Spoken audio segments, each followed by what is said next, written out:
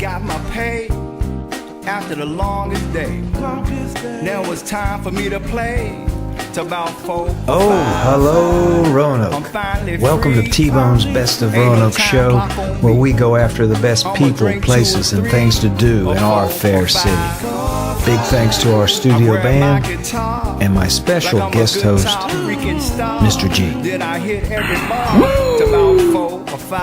Now, on with the show. I met a bunch of ladies. You're listening live from Blue 5 Restaurant. It's not B.B. King and Bobby Boo Bland, but it's the next best thing. It's JoJo Stockton and Stu Brown. Welcome, fellas. Hey, how's it going? How you doing? Doing well, and as always, we have Mr. G with us. Mr. G. That's right. How you doing, Mr. G? Hey, I'm good, Stu. We are here. JoJo, good to see you again. Good to see you again, bro. I'll say this, fellas. It was probably this summer. G and I went to the Green Goat to listen to Hoppy Vaughn play. And while we were there was a guy, nice guy, came over, started talking to us, and it turns out he was a musician. I'd never heard of him before, but his name was JoJo Stockton. Since then, I've seen him on TV. I've seen him down at Wall Street. I've seen him at Billy's Barn. He's got a new CD out. So you're quite the local guitar hero. I would say hero, but and I am definitely very busy in the area. Yes, you are, and you are the pride of Franklin County too. Absolutely, yes, born and raised. And Stu, where are you from? I'm from Roanoke. Roanoke City, born and raised. And you like to do karaoke? Yes, sir. Love to do karaoke, but now I love singing with bands now. So. Well, and you're featured on the new CD, so I want to talk about that. It's Cookies and Ice Cream. When did it come out, JoJo? Hoppy just finished it, mixing it early October, late November. I mean, early this month, the beginning of October. And it came out and hit all digital media. Hit with a bang. I sold about 150 copies in 2 weeks. and that was before it was on digital media. Now it's on Spotify, Amazon, CD Baby, Bandcamp. You can find it anywhere. That's pretty cool. So how do you get on all those outlets? That's a great question, G, because I don't do that computer stuff, but luckily my niece and nephew do, and they were kind enough to help me out all the way from Arizona. My nephew actually did all that stuff within one day. So. Very impressive. 150 already. Wow. Yeah. Now, do you write the songs, right? Absolutely, yeah. I wrote everything on the album. I actually wrote probably twice as many songs that's on the album, but these 8 stood out that they should be together. And I didn't want to put 10 on and have any filler songs. I wanted every song to count. I don't want you to fast forward any track. I want you to hear every single track. Actually, I think he had these songs 2 years ago. A lot of songs he done played for me a couple times before he recorded them. He was like, "Have you heard this?" I'm like, "Yeah, I already heard this, JoJo." I was still working on them. And so what I used to do is go to a lot of open mics and use the crowd as kind of like guinea pigs. And just, if I got a new idea, I'll try it at an open mic. And so I literally knew where an open mic was every single day of the week, whether it was here or in Christiansburg, in Salem, at the Green Goat. They have one at the Cellar in Christiansburg. They had one at Schooners. They had one at Good Times Tavern. They had one at the Fork in the Market. I knew where every single open mic was, and I would go somewhere every night.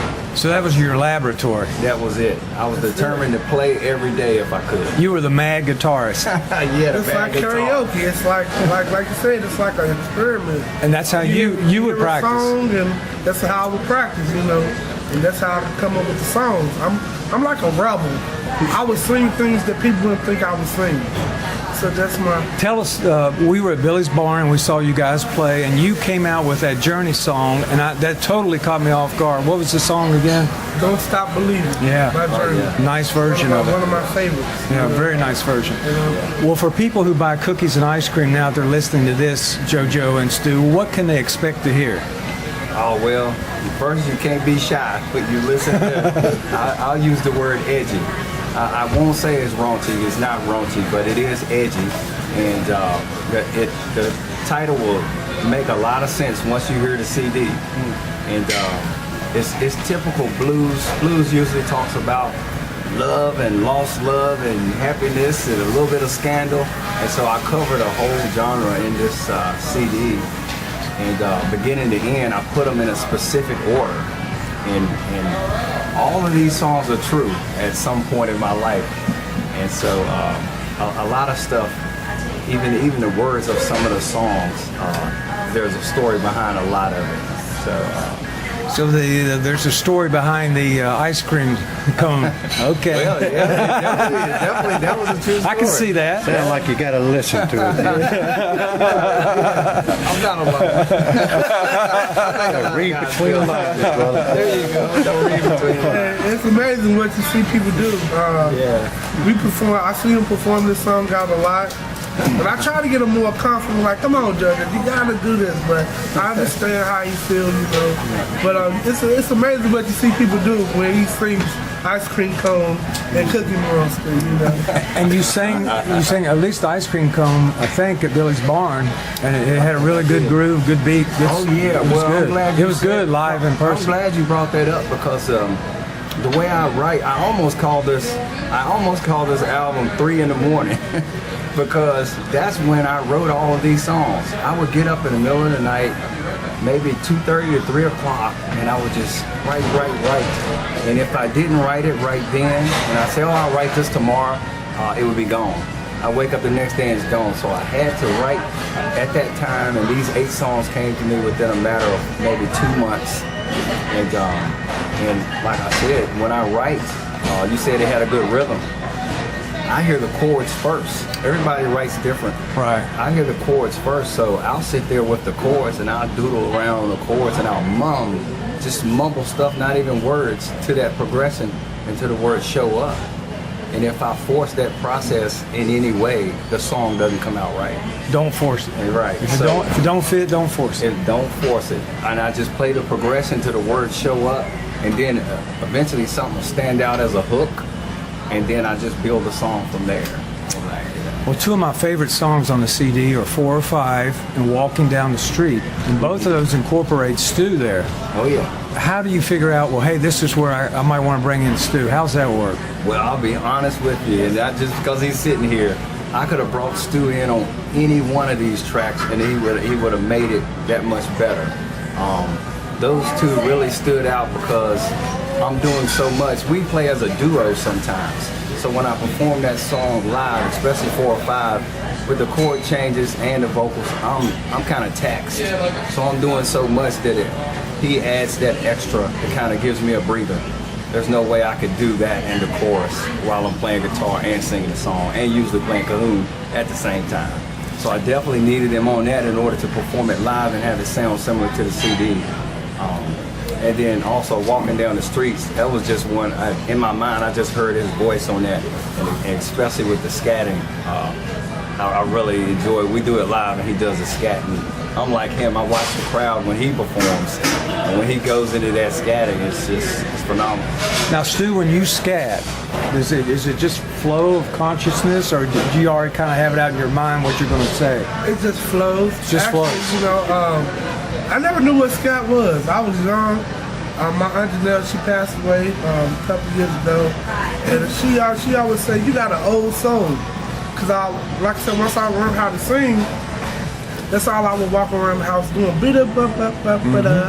And she was like, boy, where you learn that from? Because like I said, I grew up in a strict, religious home with my grandfather. So, a lot of the music I couldn't sing in my grandfather's house. But when I got free, I would practice it at other places because it amazed my aunts and uncles, oh boy, where you learn this at? So it just stuck with me from a child because she loved it so much, and she always pushed me. She'd be like, you should be an actor, or you should be a singer. You're gonna be something great, So I just stood with it. It makes me feel good just to scat, play with the notes and stuff. Let me ask you this: instead of defining scat, can you break into a little bit for us?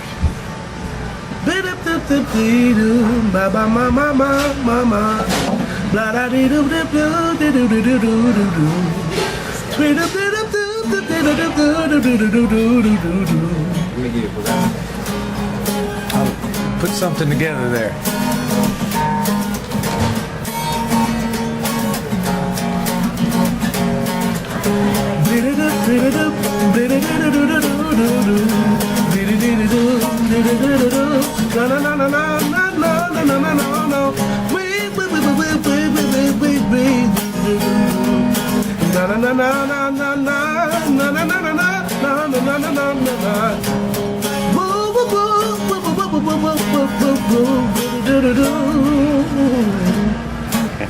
That's scat right there. I'm a little out of tune. Forgive me. That's great. Well, before we move off the CD, I want to recognize the other people you had on there. The harmonica player, Roscoe McFadden. Roscoe McFadden, yeah. Tremendous harmonica player, and we've done some shows together just as a duo. Acoustic guitar, cajon, and a harmonica player. As raw as it can get. And he's a heck of a guy as well as a musician. And then on keyboards, who was... Keyboards, I had 3 keyboard players throughout the CD. I had Chuck Miller, who is my sole acoustics keyboard player. Also had Jamie Allen from Hoppy Vaughn's band, and also Jonathan Barker. So 3 tremendous keyboard players, all varying different styles, which brought something new to the table. I personally, I like an organ, I like a Hammond B3 sound, and all 3 of them do it well, but they do it differently. And so one of my favorite tracks on the whole CD is the one that Jamie Allen did, One of These Days. Yes. And when he breaks into the solo piece on that on the organ, it's just it's marvelous. Yeah, and I noticed on the CD you had a very good bass player. He might have a future in music. A guy named... keep practicing the Hoppy Vaughn. Yeah, he's got to keep practicing. Yeah, if he keeps at it, I think he'll be okay. He did all the bass lines, and you know, when I wrote the music, I played bass also, and I had in my mind kind of what I wanted, and I kind of would give him those parameters, but I had no idea what he was going to do with it. So he just put the icing on the cake. I was very fortunate to have him on it. He's also playing slide guitar on it as well. So I've got the slide guitar, I've got the bass. He did the mixing. He's doing some background vocals on it.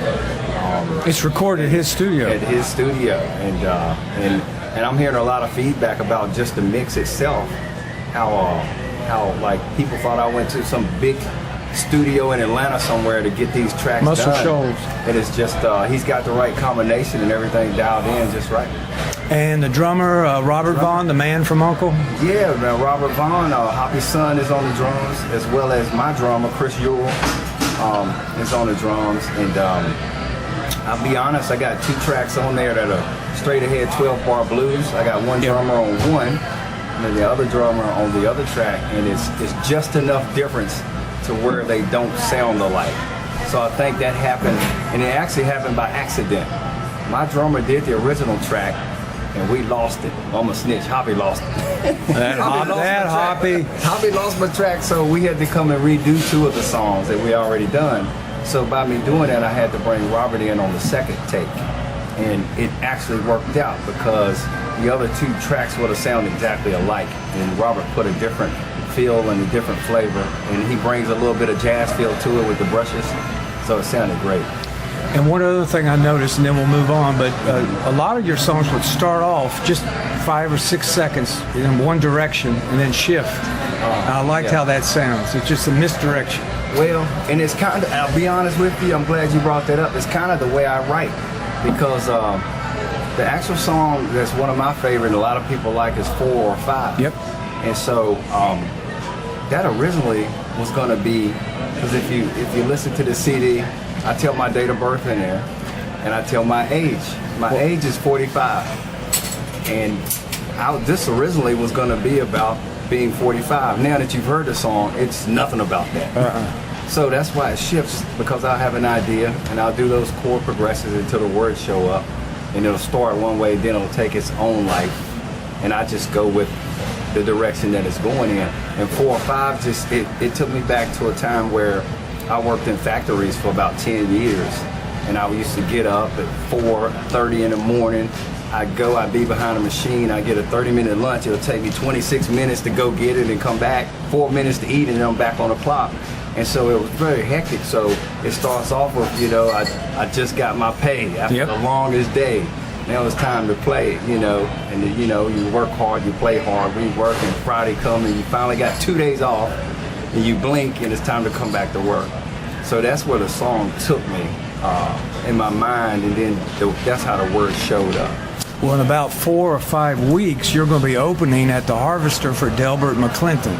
Is that right? Wow. December Yes. 1st? Yes. Tell me about Yes. that. I mean, that jumped to my eye. Man, well, I'll be honest, it's special in a lot of ways. One is that I've been trying to get to the Harvester for a couple years now, but I did realize I needed original material to play the Harvester, and I had to find the right show.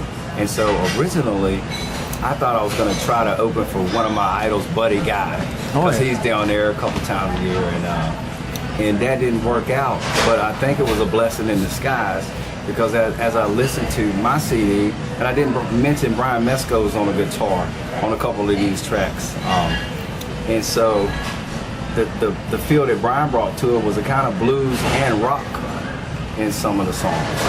And so Walking Shoes, he's doing a solo in Walking Shoes, and it gives it a rock feel, which is so lines up with what Delbert McClinton does with Every Time I Roll the Dice. It's bluesy, but it gives you that rock feel, and so it'll be interesting to perform that and open for him, and then he shows up and just takes it to another level. And Delbert has been around since the 80s, right?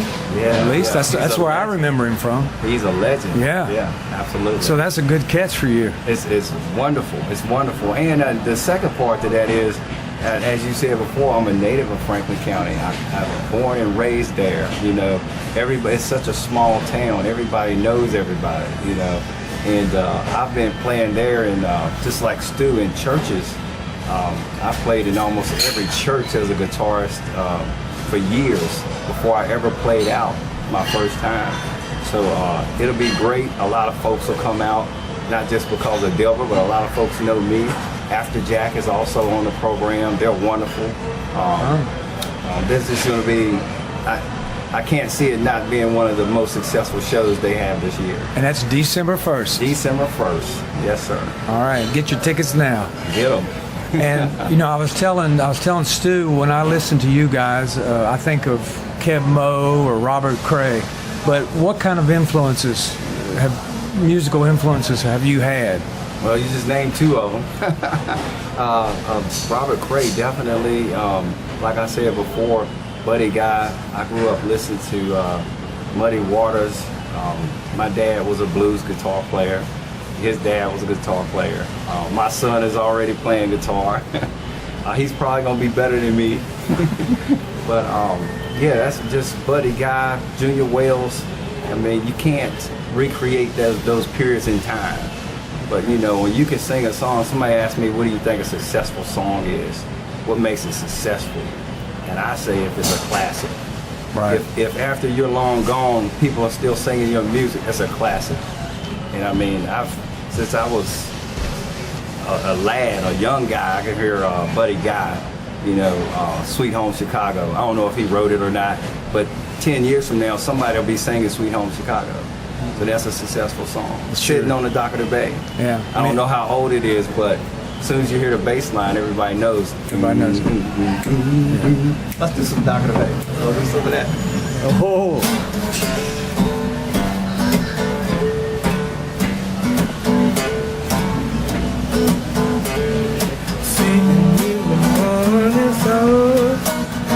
I'll be sitting when the evening comes, watching the shield throw me in, till I watch them roll away again. Oh, sitting on the dock of the bay, watching the tide roll away. Sitting on the dock of the bay, wasting time.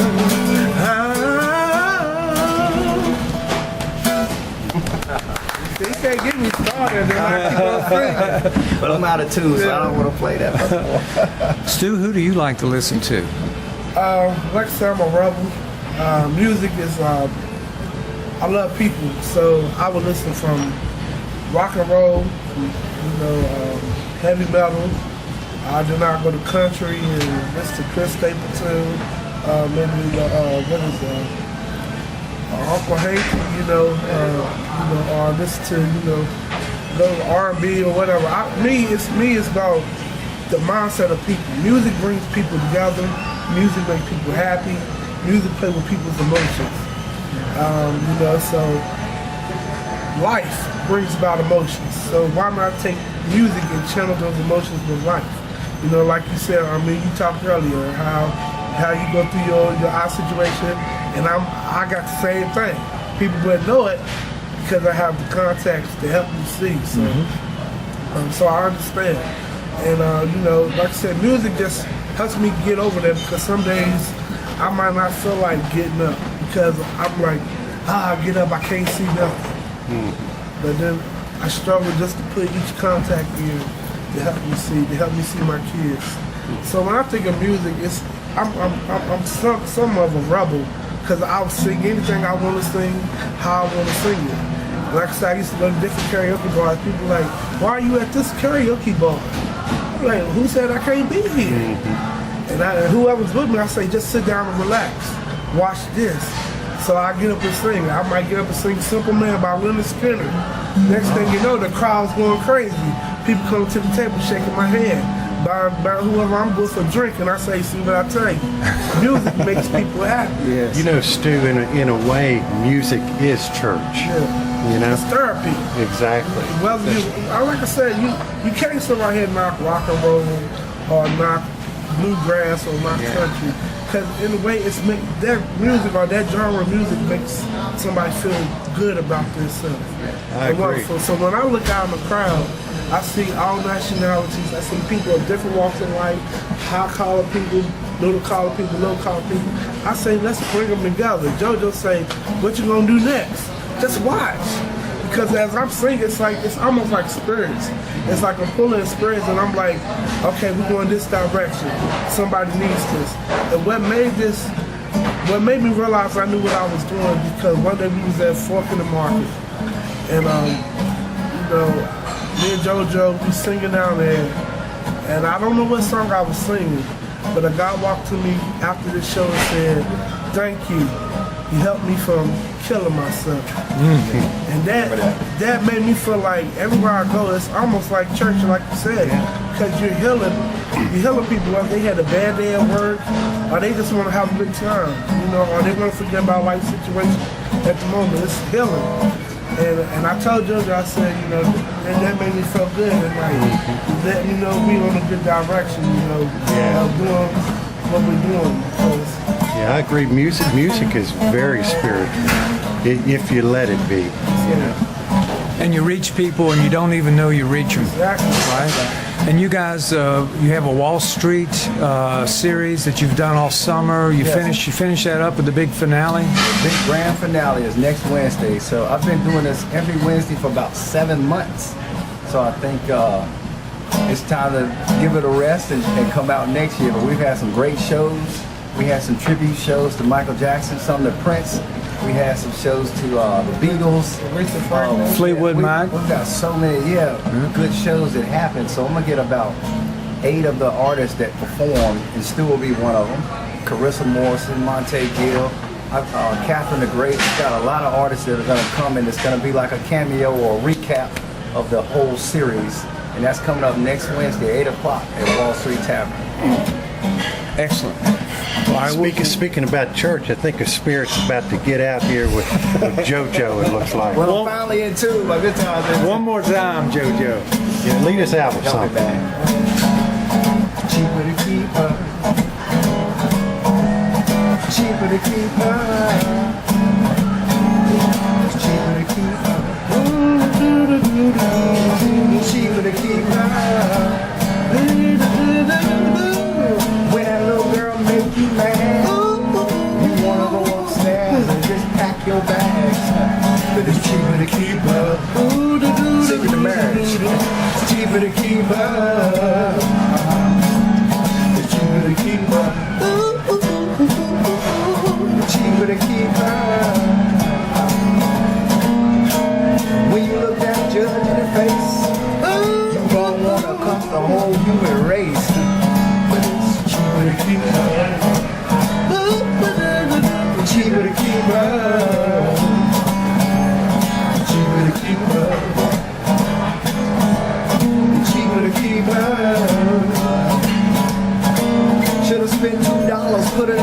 in a home. Man, cost you 2,000 just to leave alone. I said it's cheaper to keep her. Cheaper to keep her. Ooh, ooh, ooh, ooh, ooh. It's cheaper to keep her. Cheaper to keep her. When you look you in the face, you don't want to cut the whole human race. I told you, it's cheaper to keep her.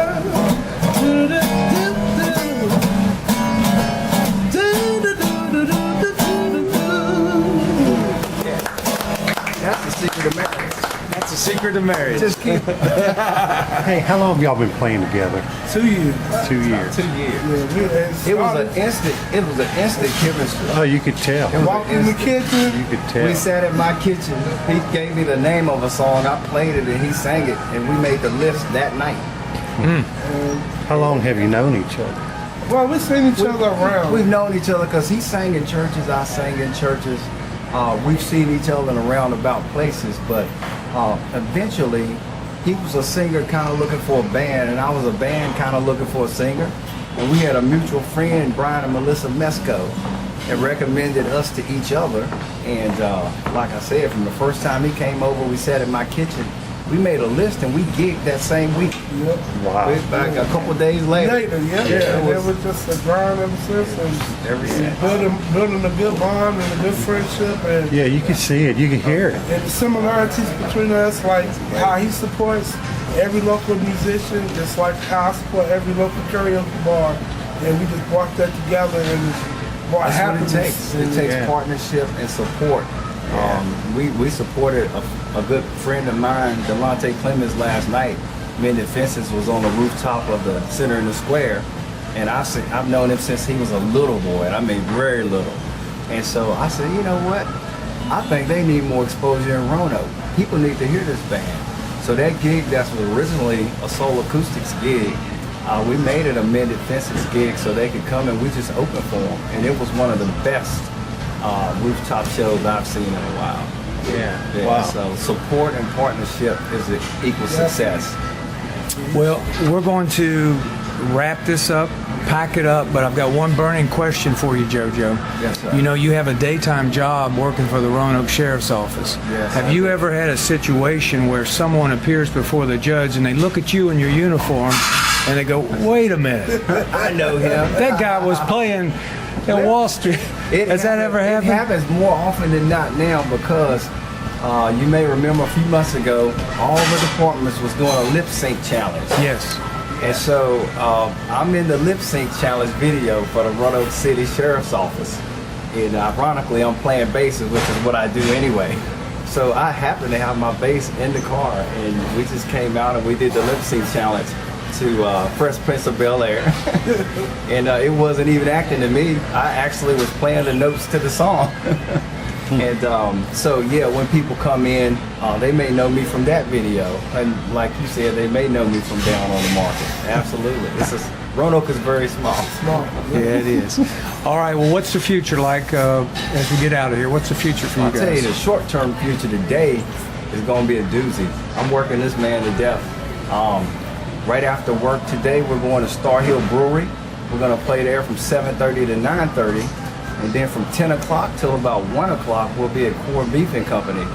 So we'll go from one setup and a 30-minute quick change, do another setup, and do another full show. And I enjoy it all. And he enjoys it. And then I'm going to pull him right back out Sunday at Gina's Restaurant in Salem between 1:30 and 2:30. So you can have some soul food and you can hear some soulful music. At Gina's in At Salem. Gina's in Salem.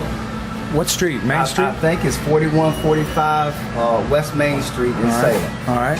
And Stu, when your CD comes out, we'll bring you back. When your CD Absolutely. comes out, again, your new one, second one, your follow-up. But this has been so much fun. Thank you both. Thank you so much. Thanks for having me. Thanks for having me.